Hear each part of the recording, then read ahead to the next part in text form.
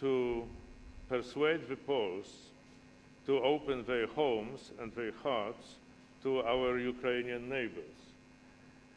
And we did it. So, in fact, if you take a look at the social composition of these refugees of war, women and children dominate there because their fathers and husbands are back in Ukraine where they are fighting against the aggression. So, of course, this is a challenge because the trick is how to accommodate these people and how to create the conditions for them that would remind them of their home. So we managed to do it by ascribing to them special identification numbers which make possible for them to join our labor market, our social security system, our medical services, and also our market as entrepreneurs. And all that is being guaranteed for them as long as they decide to stay in Poland. And the most fundamental thing here is that the policy of our government is to leave this issue totally to the will of the refugees. It's up to them whether they want to stay in Poland or to leave for another country. And we, of course, open our doors to other countries, to those who want to invite the refugees, but they to do it also on a voluntary basis, which means that we are against now, as we used to be against, any compulsory divisions of the refugees or imposition of a quota, something that preoccupied the European discourse after 2015. Certainly a heavy burden that your country is sharing right now with the intake of up to 3 million refugees. Minister Asselborn, on the whole continent of Europe, of course, Europe is, unlike in previous times, up until now at least, it stands united in its solidarity with Ukraine, with Kiev. It has immediately adopted harsh sanctions against Russia. The question is, how effective are those sanctions? I interviewed last week world-renowned economist Jeffrey Sachs, who told me in an interview that he thinks that they will, under no circumstances, course of this war, they will certainly not break Putin, they will not break the Kremlin, that basically sanctions are useless without diplomacy, without negotiations. What's your take? Well, oh, sorry. Yes, the question was actually to the Minister of Luxembourg, but I'll come to you in just a moment. If you want to chime in for a minute, I'm happy to yield the floor to you. Yeah, you can also. Okay. No, just on what you told us on refugees, maybe one word. We do not only accept Ukrainians.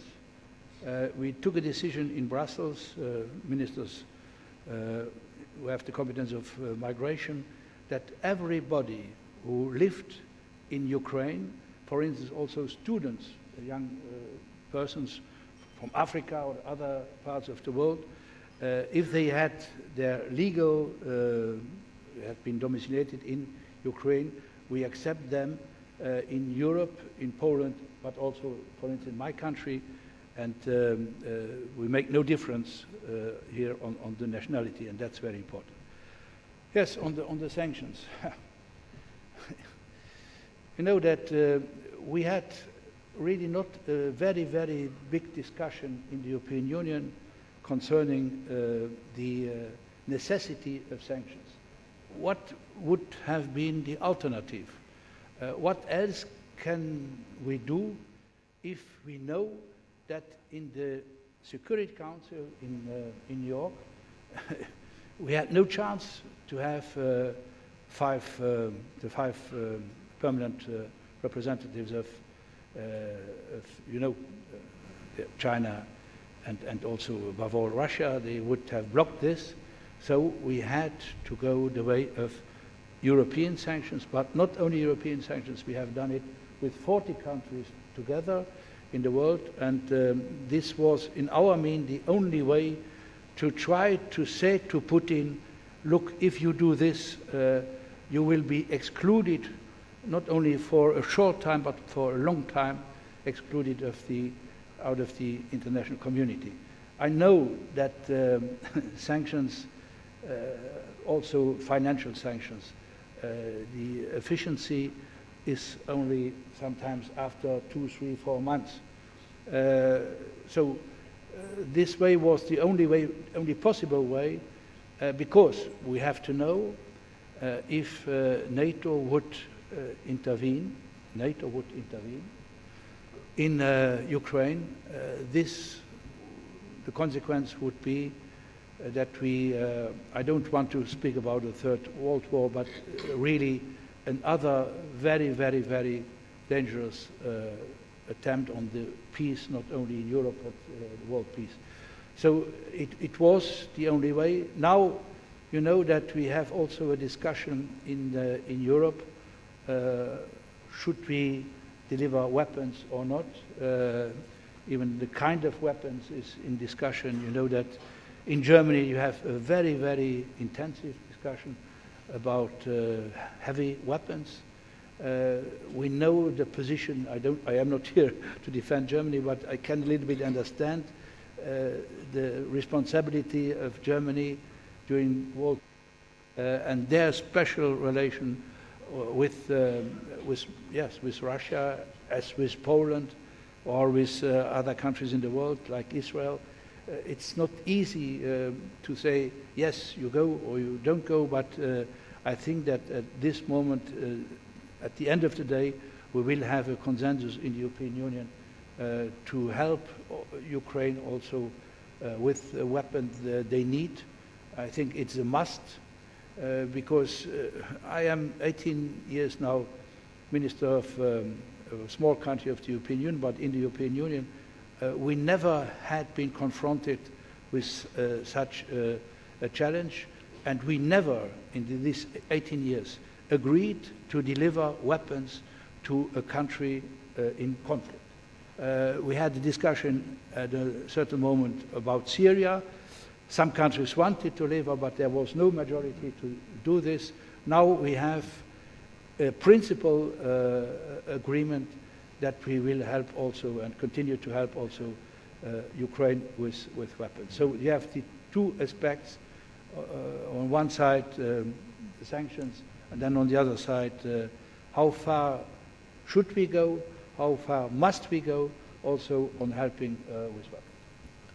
Minister Landsbergis, obviously being from Lithuania, Baltic states, you're very much in front of the debate about how much further Putin could or would go after Ukraine.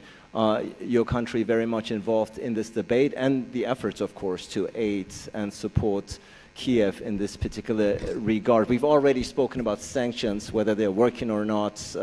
Minister Asselborn mentioned the heavy debate that we're having within Europe right now about delivering weapons, heavy weapons, particularly the debate that is taking place in Berlin. But of course, one thing that this war has also exposed is Europe's dependence on Russian energy supplies. The US spends up to $1 billion per day on Russian oil and gas, and many critics are saying this is exactly the money that is helping to fund the Russian war machinery. So EU is trying to scramble right now desperately to reduce its dependence on Russian energy. But if we're looking at the debate also in Berlin, amongst others, to impose an immediate ban on Russian energy at the end of the day is not going to come forth anytime soon, is it?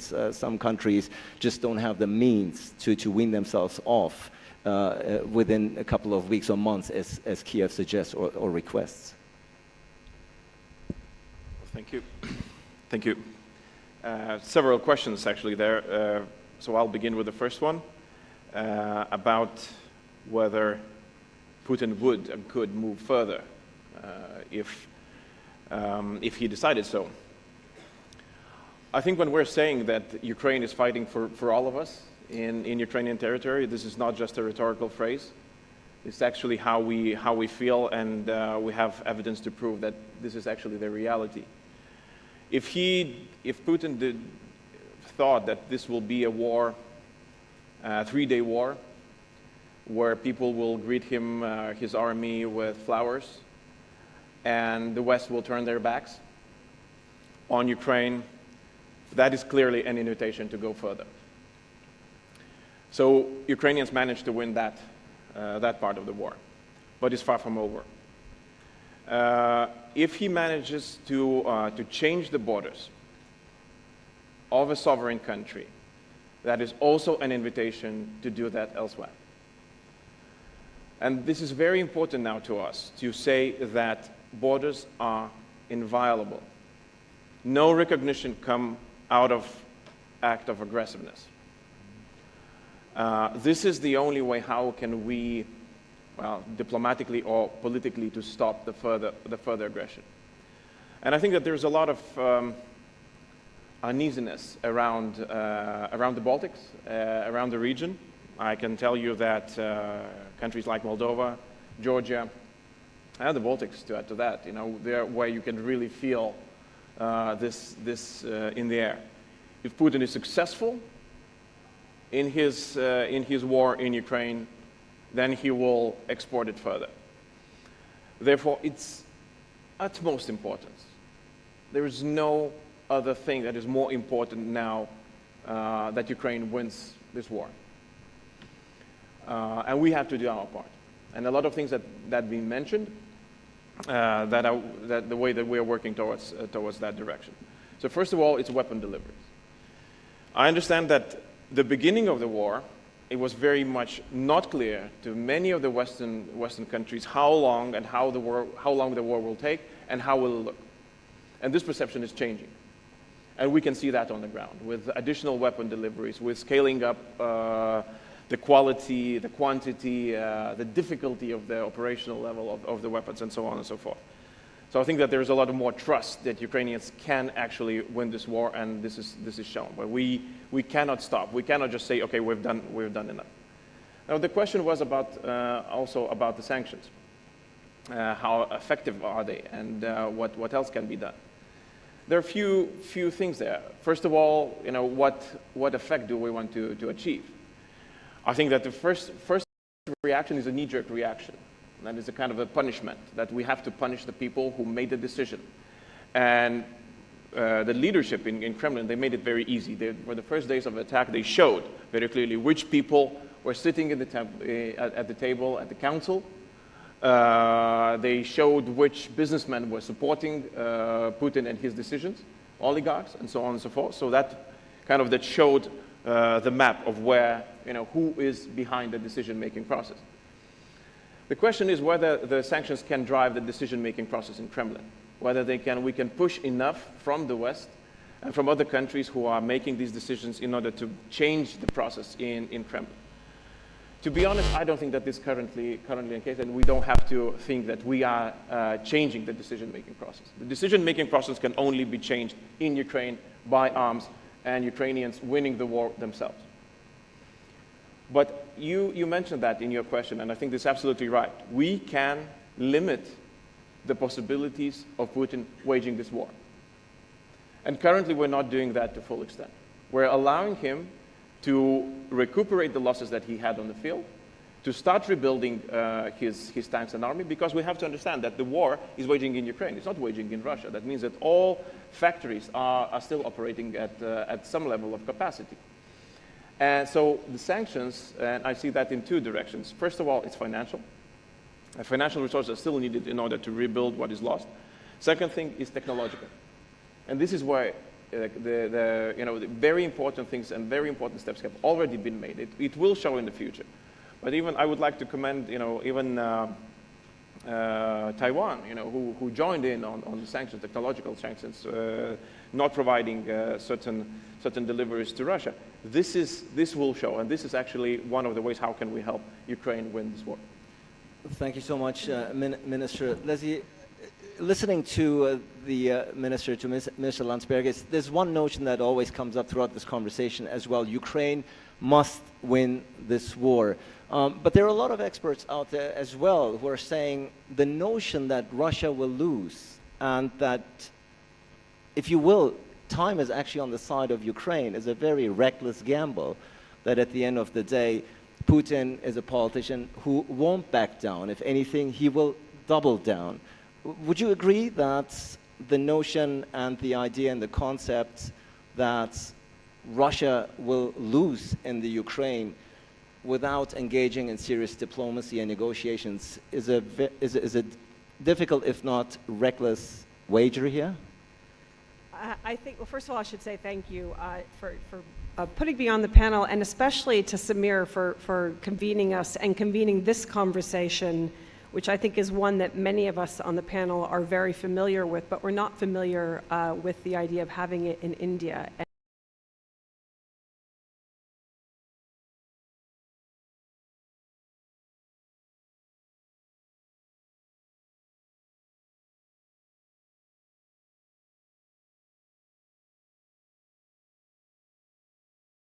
That is especially at stake is not only, if that proves to be the case, something that of course is devastating for the people of Ukraine and the people nearby, but if that proves to be the case, one of the most important things will be not only maintaining that unity across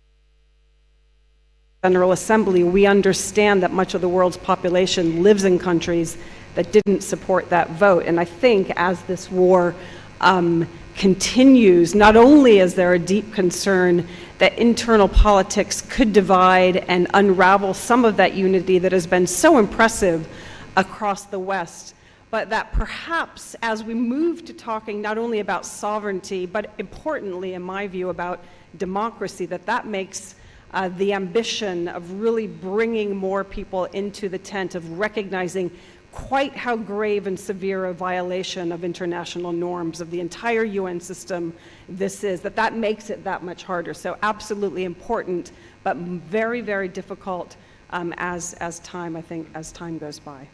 Rachel, you are, of course, with the Atlantic Council Europe Center based in Washington, D.C. You're watching events unfold from the United States, but you also know that, of course, the never-ending debate about EU strategic autonomy is not a new one, quite on the contrary, but it has taken on a new sense of urgency here, of course. We are seriously debating whether Sweden and Finland should or would join NATO. Germany, a traditionally pacifist-minded country, has announced that it will raise its military budget by 100 billion euros.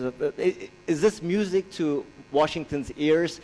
To the U.S., which have always pleaded for America to do, for Europe to do more, to pay its fair share of burden when it comes to defense. Has this tragic war, in a sense, ironically delivered and fulfilled Washington's request when it comes to EU defense autonomy?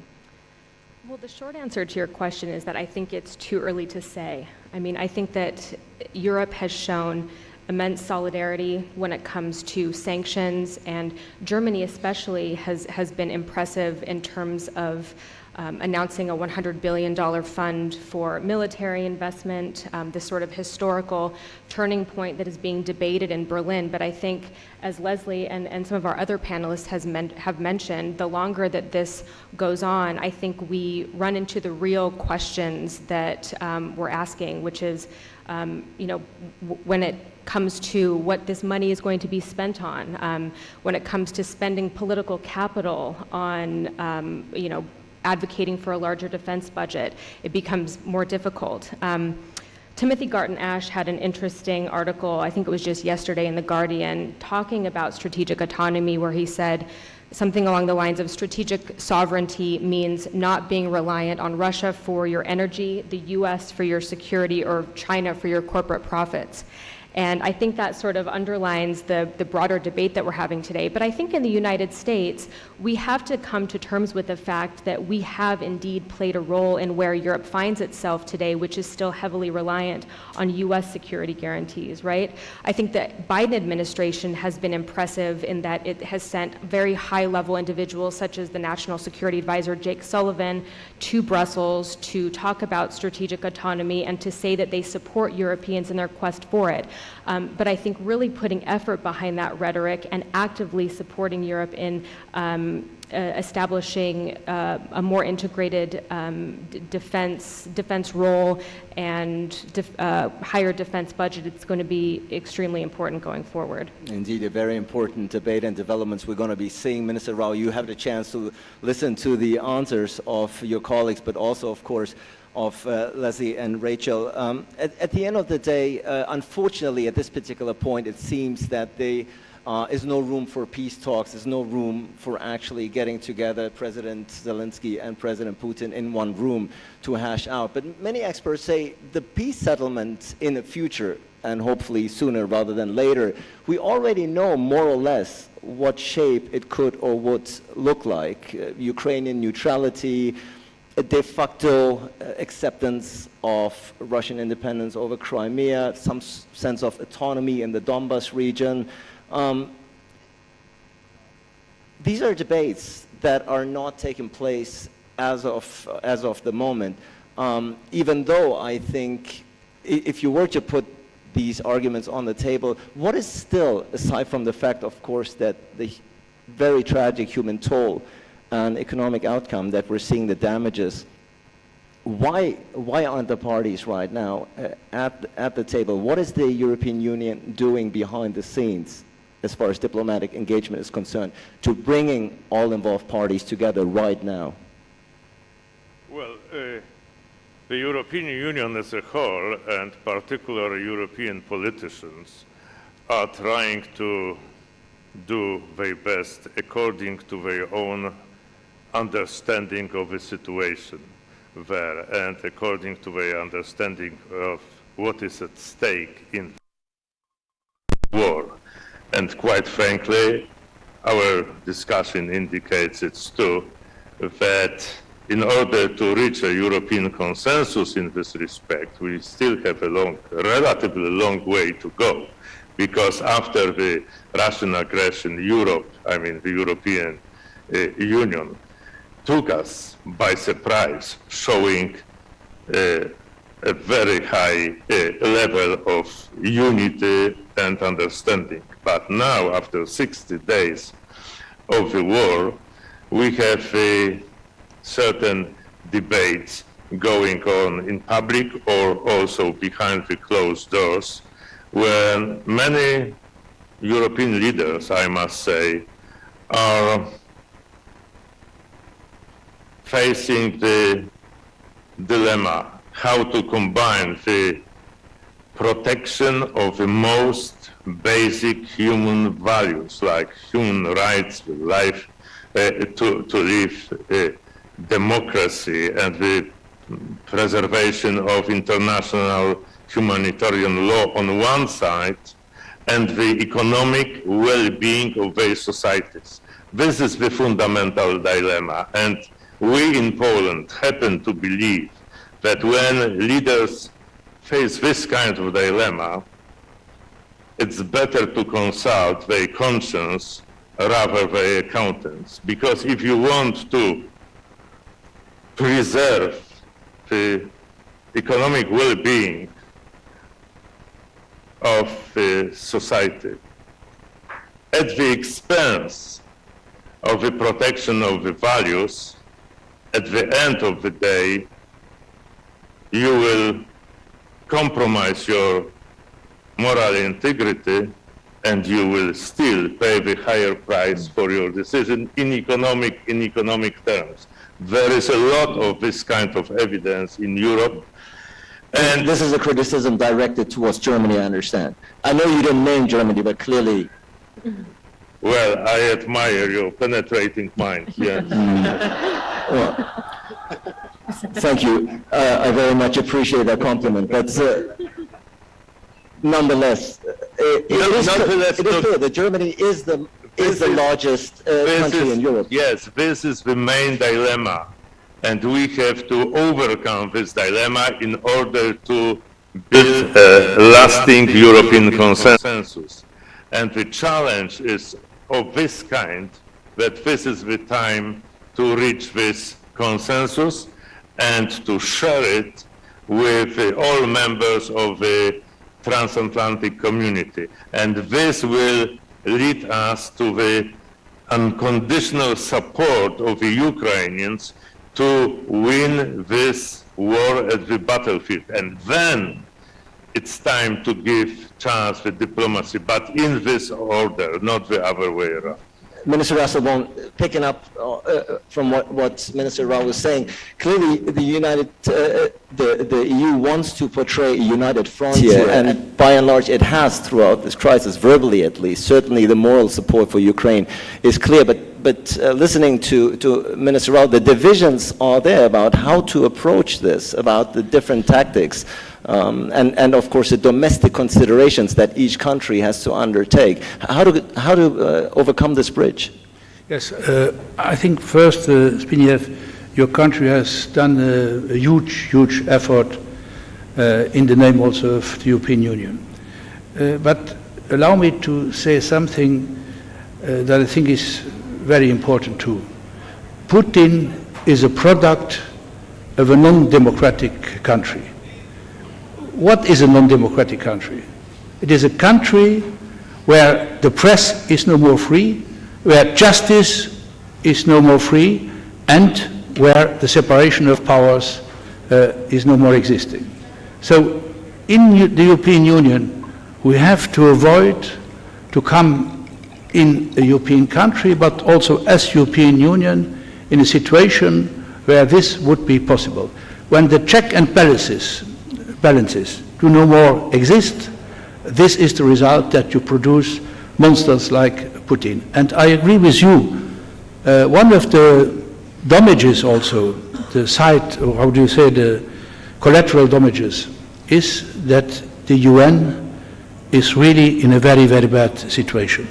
You have to imagine the Security Council of the United Nations is there to avoid war and to stop war when a war is beginning. And here you have a president of the Security Council who really is doing the opposite and who is defending the war.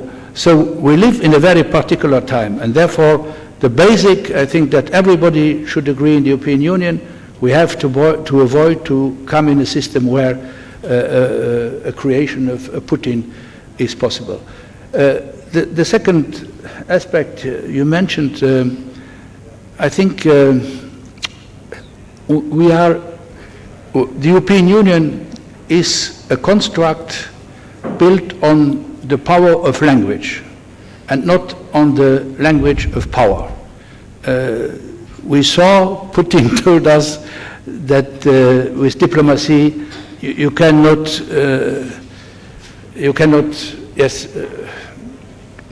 be in a situation to fight against what happened to Ukraine now.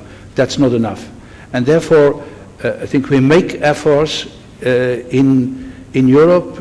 Our defense policy goes in another direction, in complementarity with NATO, not against NATO, but in complementarity with NATO, and here everybody agrees. Now, I don't think that we help the European Union as union if we blame one or the other country member of the European Union. We should have a debate about substance. Should we really try together as union to give more weapons to Ukraine, that Ukraine would be in a situation to win the war, at least not to lose the war. And here I think, Zbigniew, we need the two biggest countries of the European Union. We need a large and a big and a strong country like your country, but also smaller countries, also countries from the southern side, and together we should try to find solutions. You need, with one word on gas, or on coal, or on oil. I think we took a decision on coal. Coal is now eliminated. I think it would be possible also very soon to have oil out of the package. Yes, gas is a very important thing for the European Union. But as somebody who is not in the Baltic side and also not on the eastern side, we have to remember one thing. We considered since decades Germany as the engine of the European economy, the engine of the European economy, and without gas, this engine would not function as it functions. Should this gas come from Russia, that's another problem. And therefore, together also here, I think there are solutions to become really independent of Russian gas, to invest more in renewable energies, and to find together other ways. That's, I think, the only answer I am able to give you. But of course, the efforts to make the transition as quickly as possible, to green energy and wean itself off of Russian gas, oil, and coal, certainly there. Minister Landsbergis, NATO has come up here, and of course, NATO, the US, but also the EU, very early on, before and even throughout this war, have said, of course, we cannot put boots on the ground. Ukraine is not a NATO member, so Article 5 does not apply here. There's some consideration, some people asking amongst European capitals. Lithuania, of course, is part of the alliance. How confident are you? How confident are you that, God forbid, this war and the attack should spill over to Baltic states? How confident are you that the North Atlantic, transatlantic alliance, that NATO actually will step up here in defense of a country such as yours? Well, I would say that Lithuania is a specific country in that regard, due to our geography. As you might know, even though we're a small country, but we have Russia to our west. The other country to have that is Japan. We have Kaliningrad, an enclave on our western border, and then we have Belarus on our eastern border. That means that we're squeezed in between the two. So obviously it is clear to say that if Putin would find in himself courage to test NATO, it could be also in the Baltics, and it could be done in Lithuania because of this geographic situation.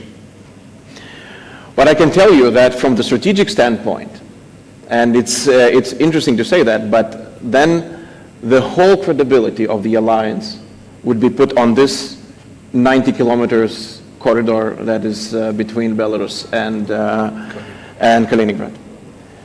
Therefore, I think that there's too much at stake.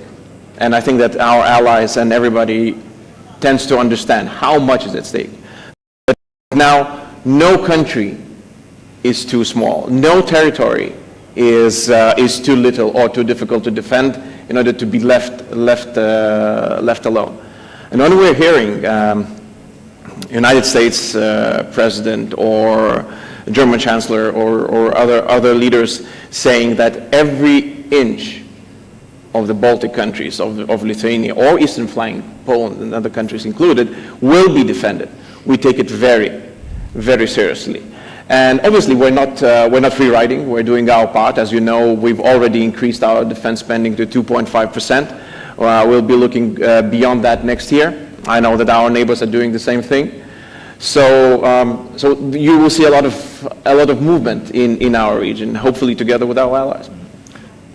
Leslie and Rachel, we are in New Delhi today, but the fact, it's true evident that we live in a globalized world. We are in New Delhi in India, but we're talking about the war in Ukraine. And Leslie, there are a lot of people who say this conflict in Ukraine is actually the first sign, true first sign of a global shift towards a new world order in which the US is no longer the sole dominant superpower. We're already seeing China and India refusing to chime in the global condemnation against Moscow. Would you say that this war in Ukraine has much wider global ramifications, much wider ramifications that will last and whose outcome we will feel and see in the months and years ahead? I think it does. I mean, I think that the question of whether the United States remains the dominant power in some ways is, it's not the most important question. It certainly has demonstrated the importance of the United States and Europe working together. But I think that Ukraine, I think you have to see it in the context, as we all know here, of COVID, of Ukraine, of Afghanistan, of a number of significant moments that demonstrate to us what we've known for a very long time, which is that it is time for the United States, for Europe to work beyond the European and transatlantic space to really come up with concrete solutions to the most pressing problems. To my mind, in addition to the gravity of the war and the humanitarian crisis it spawned, one of the gravest problems that Ukraine has thrown up is that it's set us back, not only because of the clear energy question and implication, but also it set us back on having the human power devoted towards developing solutions to a green recovery from COVID. But I think in terms of that new world order, it's not a great term, but the concern I think now also is that in order to maintain that unity and to move us into a rewriting, a renegotiation of the rules, and again, this was raised very powerfully on the first panel, rules-based order is not problematic, but whose rules? If we want to get to more inclusive rules, I think the immediate solution to the Ukraine crisis has to include some very rigorous, serious, concrete mechanisms such so that the sanctions and the geoeconomic and the broader economic impacts of this war aren't hurting people as badly as they clearly are, that there's some sort of effort that's clearly made by the United States, by Europe, by the advanced developing economies to soften the pain of commodity prices, of energy prices going up, of the post-COVID and the COVID and post-COVID recovery. Absent that, I think it's just much harder for this to lead to some sort of renegotiation that's inclusive of rules that will be sustainable in the decades ahead, a project that we know has been important for a very long time. Rachel? Yeah, no, I agree with everything that Leslie said. I think that this event in terms of the world order is probably the most significant geopolitical event since the end of the Cold War. And I think in terms of the United States, how we choose to approach it, it's yet to be seen. I think that there are sort of two camps that we see emerging. The first is the Indo-Pacific camp, right? Those who say that China is the pacing threat, the Indo-Pacific is should be the geopolitical focus of the United States going forward. And there's sort of another camp that says, yes, we agree with some of that, but at the same time, Russia has shown that the United States needs to double down on our support to Europe, not just in terms of, solidarity on sanctions, but military support, perhaps permanent military presence, more U.S. troops on the ground. I think the right approach is somewhere in the middle, where we do recognize that this has significantly changed things, but we do continue to rebalance to the Asia-Pacific, while at the same time supporting Europeans in their quest for strategic autonomy. Foreign ministers, I know you will have, unfortunately we're almost out of time because Saddam was saying you're going to meet, all three of you, you're going to go and meet the Indian Prime Minister in just a moment. So obviously I don't want you to be late for this important meeting. But Minister Rao, let me conclude by asking, you are going to meet in the Indian Prime Minister. And of course, India, we are in New Delhi, a country that so far, it has abstained from the UN vote to condemn Russia. Indian-Russian relations obviously are on another page here. What message, I mean, you all three are going to go see him. Obviously, you're trying to convince him in some shape or form to join your sides. What message do you have for India, for the Indian Prime Minister, to make him see the urgency from the European point of view, how important it is for Ukraine to prevail? Well, let me put it this way. India is for us Europeans the biggest democratic partner in the world, which means that we share the same values, the same principles, and that we stand for the same political judgments and political solutions. If you take, for example, the agreement between India and China concerning the peaceful coexistence signed in 1954, you see it consists of 5 points. And all these 5 points speak for what? For supporting the victim of Russian transgression, Russian aggression against Ukraine. So we can react in a different way to at a certain period of time for various reasons, including also domestic politics.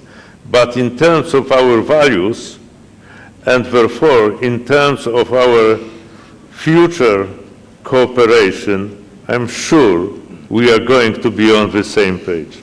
Well, judging by this conversation, Samir, let me just conclude. It seems clear that, at least in the short term, there's no end in sight of this war. Hopefully, Samir, in 2023, we'll meet here again and talk about the peace in Ukraine. Minister Rao, Minister Asselborn, Minister Landsbergis, Leslie Vinjamuri, and Rachel Rizzo, thank you so much. This is your applause. Thank you. Thank you, and of course, we will discuss this further.